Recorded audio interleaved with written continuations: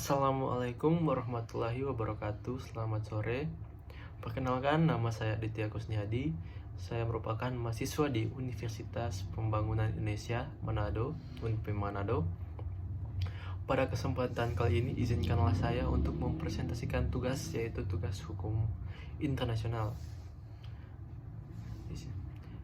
Seperti yang kita ketahui, bahwa di samping ada hukum internasional, ada pula hukum yang sudah terlebih dahulu kita kenal, yaitu hukum nasional. Secara umum, perbedaan antara kedua bidang hukum tersebut sebenarnya sudah juga kita ketahui. Walaupun perbedaan yang secara umum tersebut belum tentu menggambarkan keadaan yang sebenarnya.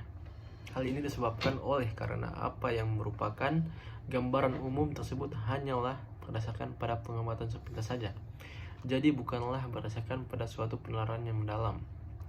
Dalam uraian ini, saya akan membahas secara lebih mendalam tentang keberadaan kedua bidang hukum tersebut serta hubungan antar keduanya. Pembahasan ini mulai dari aspek teoretis sampai pada aspek praktisnya.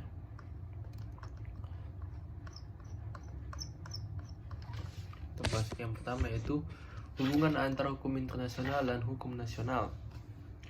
Dalam teori ada dua. Yang pertama yaitu tempat hukum internasional dalam tata hukum secara keseluruhan.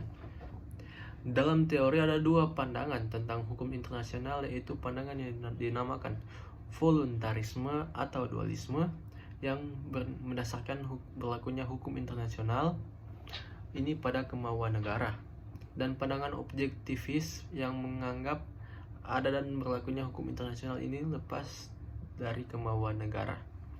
Akibat pandangan voluntarisme atau dualisme ini, adanya hukum internasional dan hukum nasional sebagai dua satuan perangkat umum hukum yang hidup berdampingan dan terpisah. Akibat pandangan objektivis atau monisme, adanya hukum internasional dan hukum internasional sebagai dua satuan dari kesatuan perangkat hukum. Erat hubungannya dengan hal ini ialah persoalan hubungan hierarki kedua perangkat hukum itu. Selanjutnya,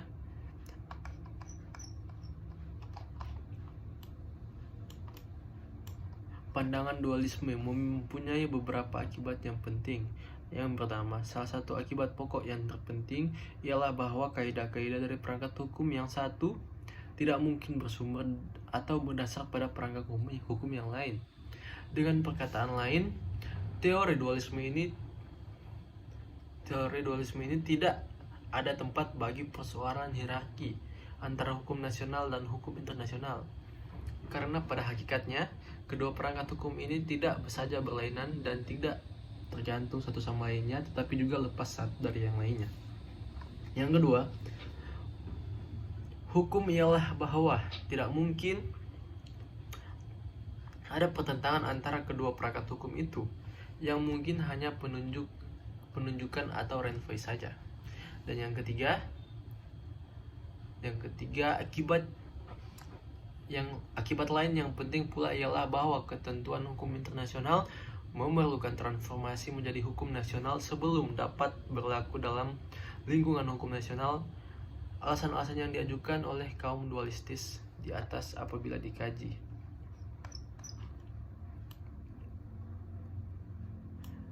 Yang kedua itu aliran objektivis atau monisme.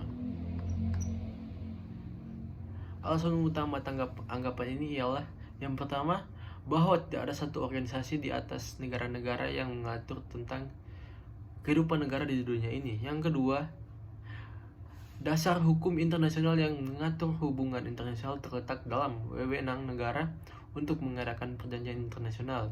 Jadi wewenang konstitusional. Baik, saya rasa cukup sekian yang dapat saya presentasikan pada saat ini. Dan saya juga mengajak rekan-rekan sekalian yang menonton video ini untuk bergabung bersama kami di Universitas Pembangunan Indonesia atau UNPI Manado, karena di dalamnya terdapat pembelajaran yang baik, dosen yang berkualitas, dan proses pembelajaran yang cukup baik. Jadi saya rasa cukup sekian yang dapat saya presentasikan pada saat ini. Lebih dan kurangnya mohon dimaafkan. Wabillahi taufiq wal hidayah. Wassalamualaikum warahmatullahi wabarakatuh. Selamat sore dan terima kasih.